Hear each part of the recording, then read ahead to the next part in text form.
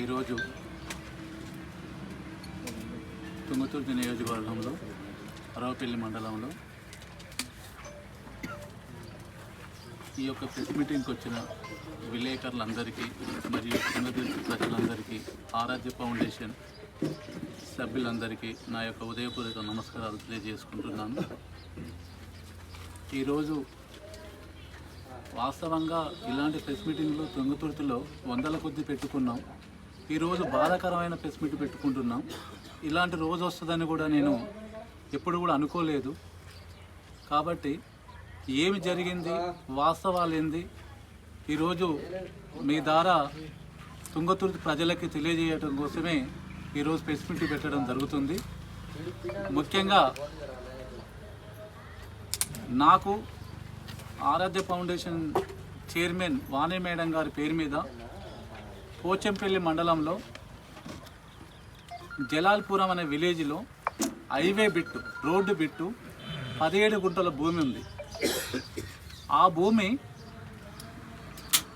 దాదాపుగా 4 సంవత్సరాలు 5 సంవత్సరాల క్రితము మేము కొనుగోలు చేయడం జరిగింది. అప్పటి నుంచి ఇప్పటి వరకు కూడా ఆ భూమి మా ఆధీనంలో ఉంది, మేమే చూసుకుంటున్నాం. ఈ మధ్యకాలంలో వేరే ఒక ల్యాండ్ కోసం డబ్బుల అవసరం కోసం ఫైనాన్స్లో ఆ ల్యాండ్ పెట్టాలని అనుకున్నప్పుడు ఆరాధ్య ఫౌండేషన్లో ఉన్న ముఖ్య లీడరు తేజ డాక్టరు వాళ్ళ ఫ్రెండు ఒక ఎల్ఐసి ఏజెంటు ఆ ల్యాండ్కి ఫైనాన్స్ చూస్తానని వచ్చినప్పుడు ఆ ల్యాండ్ చూపించడం జరిగింది. నేనే స్వయంగా వెళ్ళి ఆ యొక్క క్రమంలో ఆ ల్యాండ్ చూసినాక అతను చూసిన వ్యక్తి ఎవరైతే ఎల్ఐసి ఏజెంట్ ఉన్నాడో ఈ ల్యాండ్ పొజిషన్ ఒక దగ్గర ఉంది, ఫిజికల్గా ఒక ల్యాండ్ ఒక్కడుంది అని చెప్పడం జరిగింది.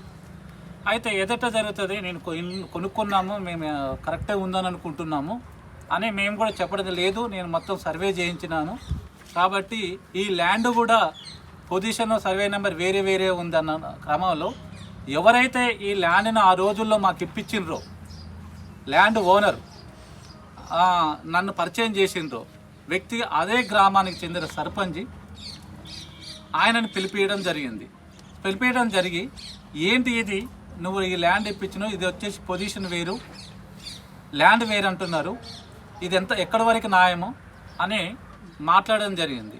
అయితే వాస్తవంగా ఇతను కూడా తెలుసా తెలియదా అనే ఉద్దేశంతో ఎంక్వైరీ కూడా చేయడం జరిగింది. ఆ ల్యాండ్ వేరు, సర్వే నెంబర్ వేరు అనేది కూడా మాకు ఎంక్వైరీలో తేలింది. తెలిసే అతను మనకి ఈ ల్యాండ్ని అంటగట్టినని కూడా మనకి తెలియడం జరిగింది. అదే కోపంలో పిలిపించి ఎందుకు మోసం చేసినామని మనం అడిగి అతను సీరియస్గా మందలిచ్చిన క్రమంలో అతని సమీప బంధువులు ఒక మినిస్టర్ దగ్గర పిఏగా పనిచేస్తున్నారు, మాజీ మినిస్టర్ దగ్గర పిఏగా పనిచేస్తున్నారు. మరలా వాళ్ళ సమీప బంధువు ఒకరు పోలీసు డిపార్ట్మెంట్లో శాసించే స్థాయిలో విధుల్లో ఉన్నారు. కాబట్టి ఏదైతే అక్కడ ల్యాండ్ గురించి జరిగిన సంఘటన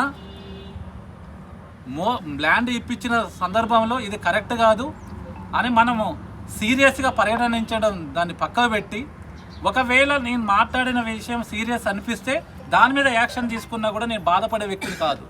కానీ వాస్తవంగా నన్ను దాదాపుగా ఆదివారం రోజు మార్నింగ్ 12 గంటలకి వచ్చి మీతో మాట్లాడేది ఉందని మర్యాదపూర్వకంగా తీసుకొచ్చి ఆ రోజు ఆదివారం పోచంపల్లి పోలీస్ స్టేషన్ తీసుకొచ్చి పోచంపల్లి పోలీస్ స్టేషన్లో ఇమ్మీడియట్లీ ఒక 1 అవర్లో ఎఫ్ఐఆర్ కట్టి ఆ రోజు జడ్జి లేకుండా ఆలేరులో జడ్జి ముందు చూపించి 6 గంటల ప్రాంతంలో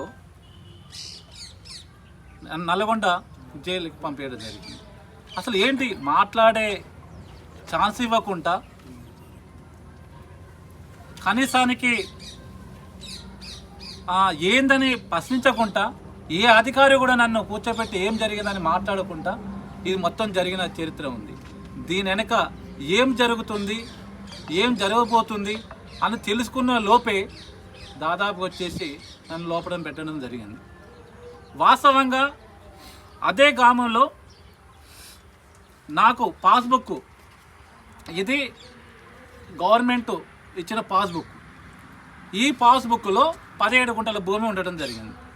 అయితే దీన్ని కొంతమంది తుంగతుర్తి నియోజకవర్గంలో రాజకీయ నాయకులు కావచ్చు, ఇంకా ఎవరైనా కావచ్చు, అవకాశం దొరికిందని ఏదో విధంగా చిత్రీకరించి నేను ఏదో తప్పు చేసినని, ఎవరి దగ్గరనో నేను ఇదంతా దోపిడీ చేసినని వార్తలు రావడం జరిగింది.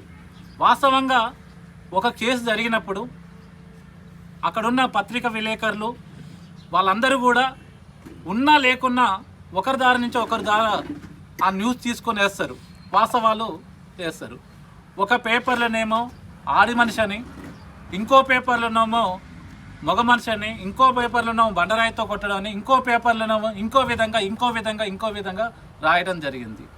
వాస్తవంగా నేను ఈ ప్రాంతం వాసిని, ఈ ప్రాంతంలో ఇందులో ఇప్పుడు ఈ యొక్క విలేకరులో కూడా నాకు 20 సంవత్సరాల నుంచి తెలిసిన వాళ్ళు ఉన్నారు. నాకు తెలిసినంత వరకు నేను కళ్ళు కూడా తాగను, కనీసం టీ కూడా తాగను. నేను మద్యానికి బానిస అయిందని, మార్నింగ్ లేచిన కాంచని ఈవినింగ్ వరకు మద్యం సేవిస్తూనే ఉంటానని ఒక్కొక్క పత్రికల్లో రాయటం జరిగింది. చాలా బాధ అనిపిస్తుంది. వాస్తవంగా 4 సంవత్సరాల నుంచొని ఈ యొక్క నియోజకవర్గంలో 9 మండలాల్లో నిరంతరం వండే ఈ యొక్క ప్రతి గ్రామానికి వెళ్ళి మా ఫౌండేషన్ తరపు నుంచి సేవలు చేసి ఉదయం నుంచి నైట్ 2 ఒంటి గంట 12 వరకు కూడా ఈ కాన్ఫరెన్స్లో ఉన్నాను. కానీ ఏ ఒక్క రోజైనా నేను మద్యం సేవించినట్టున్నా, ఏ ఒక్క రోజైనా మద్యం తాగినట్టు కనిపిస్తే ఏ శిక్షకైనా నేను రెడీ. అలాంటి నా మీద తప్పుడు ఆరోపణలు, తప్పుడు ప్రస్తావన జరిగింది.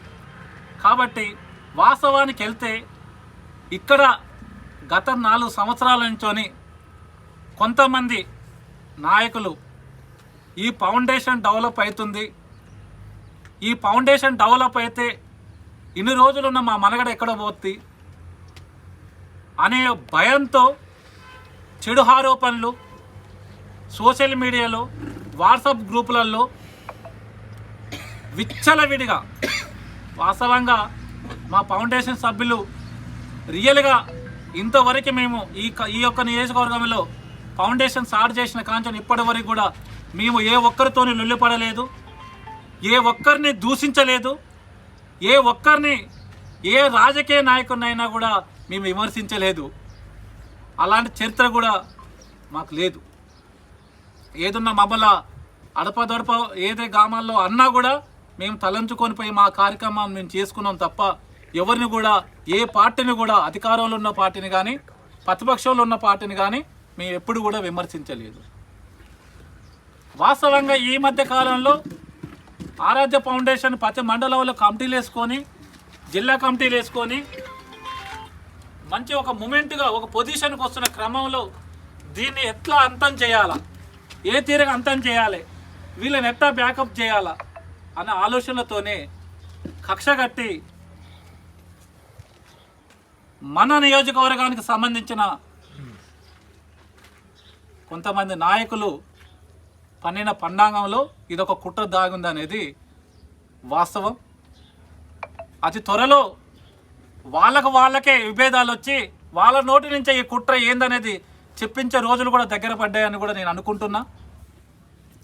అదే కాకుండా నేను పోలీస్ స్టేషన్లో ఉన్న క్రమంలో ఇక్కడ ఈ నియోజకవర్గం నుంచొని కొంతమంది లీడర్స్ ఫోన్లు చేయటం, మాట్లాడటం చేస్తున్నారు. అంతేకాదు వాస్తవంగా చూసుకుంటే టెక్నాలజీ పెరిగింది. వాస్తవంగా కేసులో కారుని, సెల్లుని ఇంకేదో సీజ్ చేసారు. వాస్తవంగా నా కారు 9888 అయిన కారు ఆ రోజు ఎల్బీ నగర్ పోలీస్ స్టేషన్ పక్కలో ఉన్న షోరూంలో మార్నింగ్ 9 నా డ్రైవర్ మహేష్ పోయి ఇచ్చొచ్చిండు. నైట్ 7:15 ఆ కార్ డెలివరీ అయింది. అయితే పోలీస్ ఎఫ్ఐఆర్లో 12 గంటలకే కారుతోని శ్రీకాంత్ రాజుని తీసుకున్నామని అంటారు.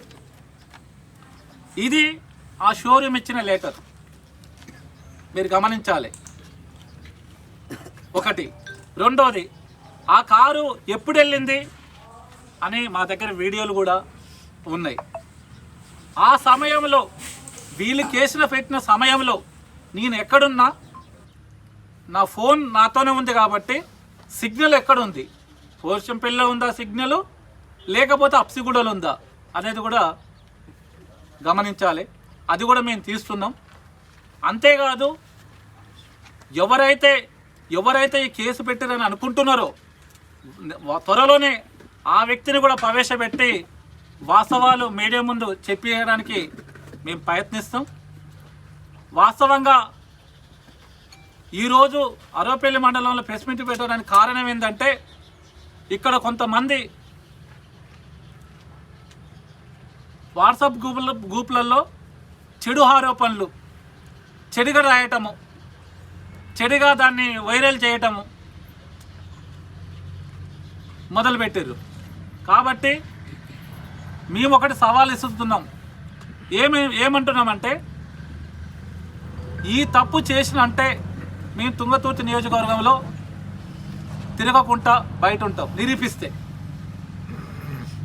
ఎవరైతే ఈ సోషల్ మీడియాలో తిప్పినారో ఈ యొక్క మ్యాటర్ మొత్తాన్ని, వాళ్ళు ఏ షరతు ఒప్పుకుంటారో ముందుకు రావాలి. ఒకటి.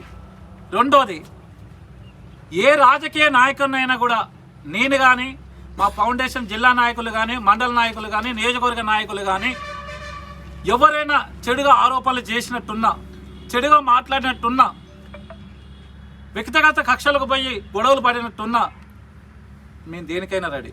నిరంతరం మా ఫౌండేషన్ సభ్యులకు నేను ఒకటే చెప్తాను, వాస్తవంగా మన ఎదుగుదలలో చాలామంది అడ్డుపడుతుంటారు. మీరు కొంత ఓపిక పట్టుకుంటే ఖచ్చితంగా మనం తుంగతుర్తి ప్రజలకు దగ్గరవుతాం అని నేను చెప్పిన సందర్భాలు ఎన్నో ఉన్నాయి.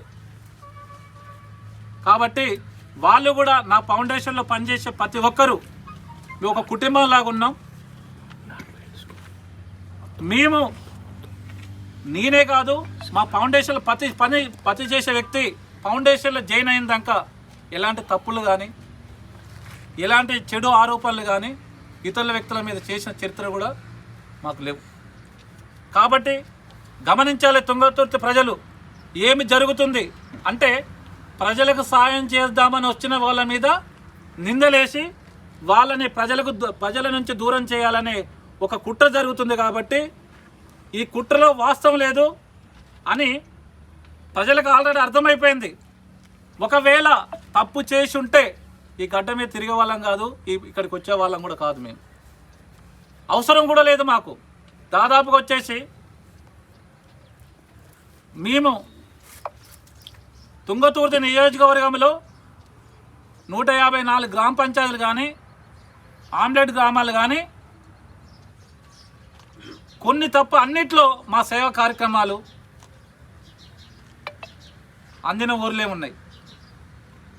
ఏ ఊరికి వెళ్ళినా, ఎక్కడికి వెళ్ళినా న్యాయబద్ధంగా మేము చేసినాం తప్ప ఎక్కడ కూడా అన్యాయం చేసిన చరిత్ర లేదు, ఇంకో చరిత్ర లేదు. ఇంకా పేపర్లో ఎన్ని కేసులు ఉన్నాయి, అన్ని కేసులు ఉన్నాయని రాశారు. దానికి వస్తే నాగారం మండలంలో కేసు ఉందని రాశారు. నాగారం మండలంలో ఈటూరి గ్రామ పంచాయతీలో నేను ఒక రెడ్డోళ్ళ దగ్గర, సోమిరెడ్డి అన్న దగ్గర ల్యాండ్ కొన్నాను. అన్నదమ్ముల దగ్గర ల్యాండ్ కొంటే ఆయన పంపకాల్లో భాగంగా, లేకపోతే ల్యాండ్ రిటర్న్ తీసుకున్న భాగంలో శ్రీకాంత్ రాజు అనే వ్యక్తి వచ్చి, ఆయనతోనున్న కొంతమంది వచ్చి మా ప్రవేశం లేకుండా మా ల్యాండ్లోకి వచ్చి కడీలకు కలర్ వేసిర్రు. అదొక కేసు నా మీద, నేను చేసిన తప్పు. రెండవది, తిరుమలగిరి పోలీస్ స్టేషన్ ఎదురుగా నేను ల్యాండ్ కొనుక్కున్నాను, రిజిస్ట్రేషన్ చేసిర్రు. ల్యాండ్ అమ్మిన వాళ్ళు నాకు నాటిన సరిహద్దుల మీదనే నేను మట్టి పోసుకోవడం జరిగితే చెరువులోకి జరిగినారు అని అప్పుడు ఒక ఆరోపణ వచ్చి కేసు అయింది. హైదరాబాద్లో నాది ఆరాధ్య కన్స్ట్రక్షన్ ఫీల్డు. మా కన్స్ట్రక్షన్ ఫీల్డ్ మేము కన్స్ట్రక్షన్ చేస్తున్న క్రమంలో పక్క కన్స్ట్రక్షన్ మా కన్స్ట్రక్షన్కి వాళ్ళు కన్స్ట్రక్షన్ ముందు చేసుకుర్రు, మేము వెనక సీర్ చేసినాం. గోవా కట్టెల నచ్చడం ఫోన్లో మాట్లాడినందుకు అదొక కేసు. ఈ కేసులని దాదాపుగా 15 సంవత్సరాల నుంచోని నా మీద ఎఫ్ఐఆర్ లేవు. తెలంగాణ ఉద్యమంలో కేసులున్నాయి, వాటి గురించి మాట్లాడరు. ఇంకా వేరే గురించి మాట్లాడరు. లెఫ్ట్ పార్టీలో తిరిగినప్పుడు కేసులున్నాయి, వాటి గురించి తోడతారు. ఎవరికి లేవు కేసులని నేను అడుగుతున్నాను. అంటే ఇక్కడ ఈ ప్రాంతంలో ఉన్న కేసులు మీ ముందు చేసిన మీ పోలీస్ స్టేషన్లో ఉన్న కేసులు ఇవి. మీరు ఎంక్వైరీ చేయండి. ఇవి ఏమైనా క్రిమినల్ కేసులా లేకపోతే ఏమైనా దందా చేసిన కేసులా అని మీరు ఎంక్వైరీ చేయండి. అంతే, ఎంక్వైరీ చేసి వాస్తవాలు రాయండి తప్ప అవాస్తవాలు రాసి అధికారులు చేతిలో ఉన్నారని శ్రీకాంత్ రాజ్ అనే వ్యక్తి వాళ్ళ అనుచరులు డెవలప్ అయితే ఇక్కడ రాజకీయ మనుగడ ఉండదేమో, రేపైతే మేము ఏ పదవులని మేము పోటీ చేయాలనుకుంటున్నామో ఆ పదవులకి వీళ్ళు అడ్డుపడతారేమోనో, లేక ప్రజలు మొత్తం కూడా ఆరాధ్య ఫౌండేషన్ అని అంటుంది. ప్రజల ఆలోచన మొత్తం కూడా ఆరాధ్య ఫౌండేషన్కి వెళ్ళిపోద్దనే ఒక భావనతోనూ దాదాపుగా ఒక 1 ఇయర్ నుంచోనే మా పట్ల కుట్ర జరుగుతుంది. మాకు కూడా పోలీస్ డిపార్ట్మెంట్లో అభిమానులు ఉన్నారు, వాళ్ళు కూడా చెప్పారు, చైర్మన్ సాబ్ మీ మీద పెద్ద కుట్ర జరుగుతుంది, జాగ్రత్త జాగ్రత్త జాగ్రత్త అని చెప్పుకుంటూ వస్తే పేద ప్రజలకు సాయం చేస్తున్నాం తప్ప ఇంకేం చేస్తాంలే కదా, ఏం కుట్ర జరుగుతుందని వాళ్ళ మాటల్ని మీకు ఆదర చేయలేదు తప్ప ఈ విధంగా ఇంత ఘోరంగా పేపర్లో రాపిస్తారని మేము అనుకోలేదు. అంటే వాస్తవంగా ఈ పొజిషన్లో ఇంకొకరు ఉంటే అసలు ఏం చేయాలా, అసలు ఏమైపోవాలనే ఒక పెద్ద సంఘటన చోటు చేసుకుంది. నిరంతరం మీలో ఉన్న మీతో తమ్మునిగా అన్నగా స్నేహితునిగా మీలో నిరంతరం మీతో వండుకుంటూ ఉన్నా కాబట్టి మీరు నమ్ముతున్నారు. కాబట్టి పరిసర ప్రాంతంలో ఉన్న కొంతమంది అవగాహన లేని వ్యక్తులు నమ్మరు కాబట్టి నేను ఈ ప్రెస్ మీట్ పెట్టడం జరుగుతుంది. కాబట్టి దయచేసి తుంగతుర్తి ప్రజలకి అందరికీ మరొకసారి 2 చేతులు వచ్చి జోడించి దండం పెడుతున్నాను. ఆరాధ్య ఫౌండేషన్లో ఎన్ని కుట్రలు చేసినా, ఎన్ని కుతంత్రాలు చేసినా, ఇంకా 10 సార్లు జైలుకు పంపించిన, 10 లేని ఆరోపణలు కేసులు పెట్టినా ఆరాధ్య ఫౌండేషన్ అనే సేవా కార్యక్రమం తుంగతుర్తి నియోజకవర్గంలో ఆగదని కూడా పత్రికా విలేకరుల సందర్భంగా తెలియజేస్తున్నాను. మాకున్న మండల లీడర్లు కానీ, నియోజకవర్గ లీడర్లు కానీ, జిల్లా లీడర్లు కానీ నిజాయితీ పరులే తప్ప మేము అవినీతి పరులను ఎక్కడ తీసుకోలేదు. మాకు అవసరం కూడా లేదు. మా వల్ల తప్పులు జరిగాయి, తప్పులు చేయాల్సిన అవసరం కూడా మాకు లేదు. కాబట్టి మీరు గమనిస్తారని, ఈ యొక్క కుట్రలని తిప్పికొడతారని కోరుకుంటూ ముగిస్తున్నాను.